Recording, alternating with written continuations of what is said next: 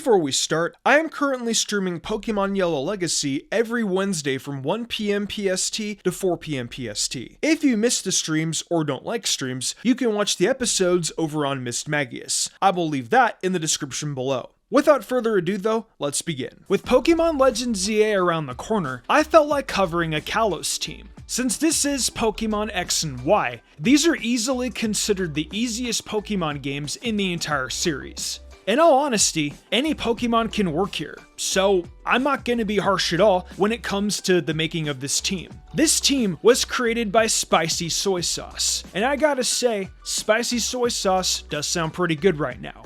This team is also pretty spicy, as according to the creator, they labeled it as a team with some weirdos and some mega, and it was really fun. I think that description is the perfect way to depict this team, as there are definitely some questionable picks, but at the same time, there are some pretty powerful threats too. Without any further ado though, let's hop into this viewer's Kalos team. First and foremost, this is a team without the starter Pokemon, so that is one of the reasons I chose to cover this. Having a team without the starter is very diverse, as most of the time, Pokemon fans usually keep their starters on because it feels natural to do so. And as someone who also plays like that, I couldn't agree more. So without the starter Pokemon of Kalos, which Pokemon did Spicy choose to essentially replace the starter? Funnily enough, this Pokemon could be seen as a starter, as this trio possesses the same base abilities as all starter Pokemon do.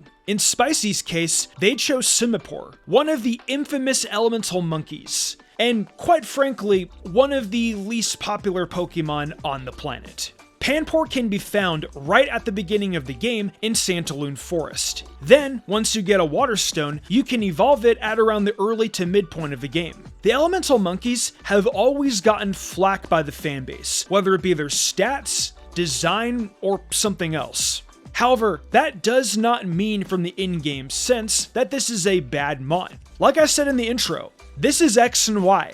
You can pick anything and still practically dominate everything in your path. Simipour comes equipped with 101 base speed and 98 in both attacks, and it's actually got good stab and decent coverage obtainable at reasonable parts of the game. I wish it got ice coverage for earlier parts, but at least it can be used against Drasna. What also baffled me is that Spicy said Simipour was the MVP for the team with Waterfall and Acrobatics. You would think it would be the Megas, but no. I wonder when Acrobatics came in with that 110 base power and absolutely shredded opponents. Waterfall flinching too, just to add that little bit of insult to injury. The next member of the team was definitely a choice that caught me off guard, and that's Dodrio. I have never seen someone use Dodrio in Kalos before, but I'm glad to see it here. Dodrio has been on multiple of my teams I have made in the past, so it's cool to see it being represented in Kalos. Dodrio can be found very early in the game on Route 5, and evolves into Dodrio at level 31, so very good in-game availability for sure. There are two other flying types I would consider better than Dodrio, but only due to the fact they have Megas. Dodrio still hits very hard, and with 110 attack and 110 speed, Dodrio helps with Corina, Ramos, and can hit pretty hard on the stab front with return and various flying attacks. Regardless, it hits hard, and that's all you can really ask for. Crobat is faster, but Dodrio hits harder. Having strong normal stab just makes it useful for almost any battle, because all that power, backed by the love of return, is going to knock out a lot of mons easily. It can outspeed pretty much anything, and it can OHKO most opponents that aren't defensive behemoths. From an in-game point of view, yeah, Dodrio is always a great choice. Up third for this Kalos team is another flyer actually. Prior to this, I mentioned two other flyers being arguably better than Dodrio due to their mega evolutions, and here we have one of them being Aerodactyl. Aerodactyl, for as good as it is, can be found stupid early. Head into the Glittering Cave, and with Rock Smash you can find the Old Amber. It could take you a while however. But with how stacked this ancient fossil is, I would say it's pretty worth it. It comes at level 20 at a pretty early point in the game, and you get its Mega Stone right from the get-go, I'm pretty sure. Regardless, even without its Mega, it's still pretty amazing. Like Dodrio, the same threats can be assessed on the flying front. Unfortunately, on the rock front though, it doesn't get to utilize its kit until later in the game, given that Rock Smash can't be learned until this insane level, and the TMs aren't found until later. But that doesn't really mean much for its Mega because of the ability Tough Claws, which increases the power of physical attacking moves. With Mega Aerodactyl's crazy stats combined with that ability, yeah, that's a wrap.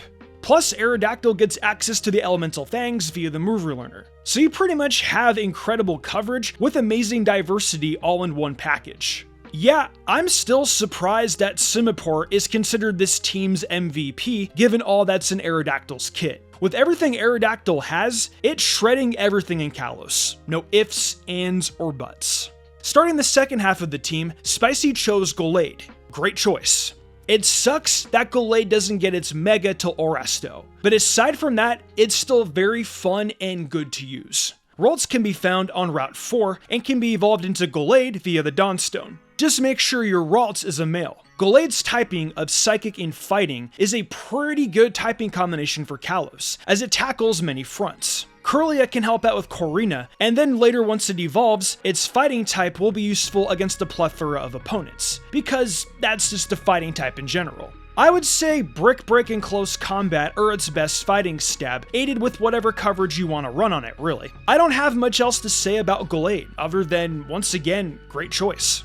At the penultimate part of the team, we have the last Mega on it, being Mega Gengar. I don't need to say much about Mega Gengar. It's one of the most broken Pokemon you can use in Kalos, period. Look at the stats, look at the moves. That's all you need to know. Haunter can be found on Route 14 and can be evolved in the Gengar via trading. Even without the Mega, Gengar on its own is still deadly.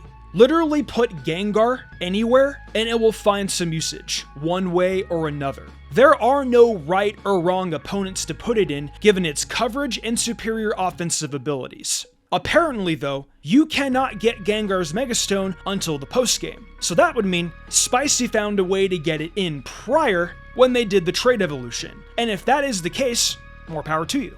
I love seeing X and Y getting broken to smithereens. It's pretty glorious.